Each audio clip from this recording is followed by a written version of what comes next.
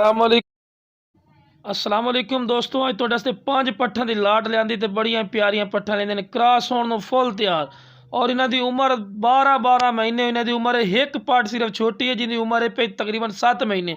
बाकी माशाल्लाह सारियां पट्ठां ही माशाल्लाह 12 महीना दियां 10 महीना दियां माशाल्लाह पट्ठां लेंदे ते माशाल्लाह चेक करो।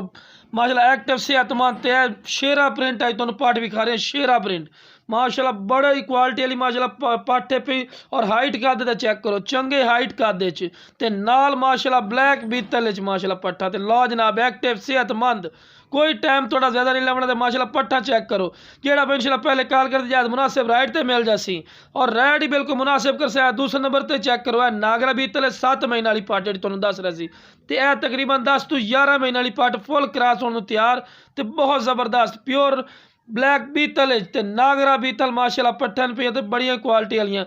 एनू आखते क्वालिटी कन्ना की लेंथ भी चेक कर रहे हैं बिल्कुल लंबे वेल ते पूछल बिल्कुल सीधा रखा जितनी जितनी पट्ठा तुहानूं विखा रही ते चंगे वजन वाली ते चंगे हाइट कद वालियां उसन पट्ठा।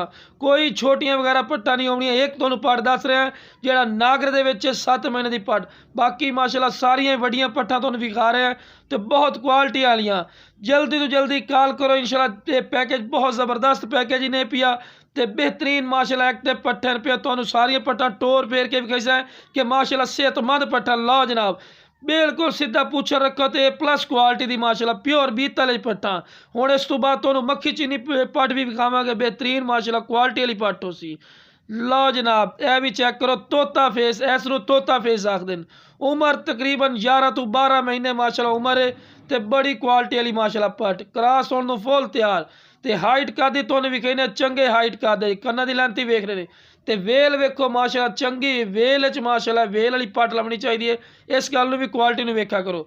पूछल बिल्कुल सीधा वाइट अख दे विच लंबे कन ते कम अज कम ये जे कन पर 16 तो 17 इंच माशाल्लाह कन लंबे ते वेल इतनी आम पट्ठा की नहीं होती जितनी माशाल्लाह जो अज पट्ठा लिया सारिया वेल वाली पट्ठा लिया प्योर माशाल्लाह मक्खी चीनियाँ ते प्योर नागरा बीतल तुहानूं विखा रहे ते बीतल जेड़ा भाई इंशाल्लाह पहले कॉल कर सी मैं बार बार कह रहा जैद मुनासिब राइट ते मिल जासी। लो जनाब माशाल्लाह चारा वगैरह खा रही सेहतमंद ते एक्टिव माशाल्लाह जानवर।